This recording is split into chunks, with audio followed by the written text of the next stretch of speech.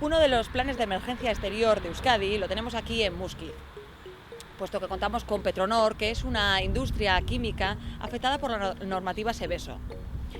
Los planes de emergencia exterior los realiza el Gobierno vasco y a tal fin contamos con la presencia del técnico de emergencias Egoitz Abasolo a fin de que nos explique un poquito más detalladamente en qué consisten estos citados planes.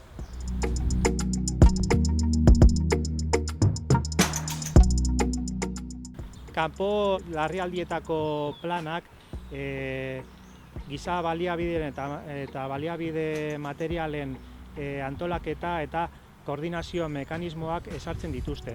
Enpresa kanpoaldean eragina izan dezakeen sustantzia arriskutsuak parte hartzen duten larrialdi bat gertatzen denean. 840/2015 errege dekretuak Europar zuzentaraua ezartzen du.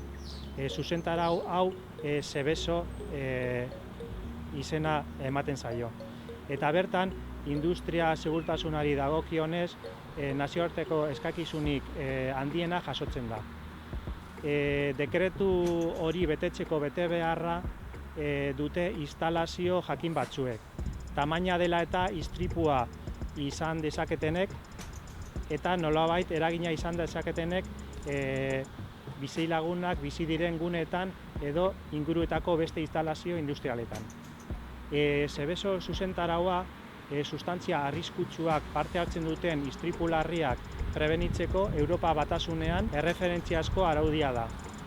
Bere helburu nagusia intzidente bat saihestea da eta batez ere gertatuz gero pertsonengan eta ingurumenean eragindako ondorioak murriztea.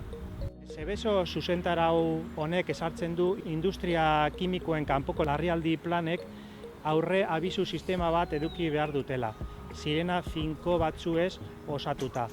Ihes kimiko baten arriskua dagoen gunetan inguruan bizi den biztanleria abisatzeko eta autobabes aholkuak praktikan jartzeko. Biztanleria abisatzeko sistema hau enpresen inguruan kokatutako sirena batzuez osatuta dago. Sirena hauek urrunetik aktibatuak izan daitezke eta hauen helburua da kanpoko larrialdi planaren alerta erradioan dauden pertsonak abisatzea.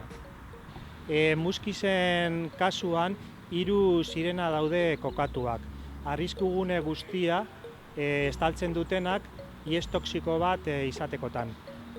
Bat Altamira auzoan kokatuta dago, beste bat San Julian auzoan eta beste bat udaletxean. Sirenek 2 motatako soinuak emititu dezakete. Lehenengoa emergentziaren hasieraren berri emateko soinua da eta minutu bateko soinu ondulante bat da 3 aldiz errepikatzen dena eta tartean 5 segunduko isiluneak ditu.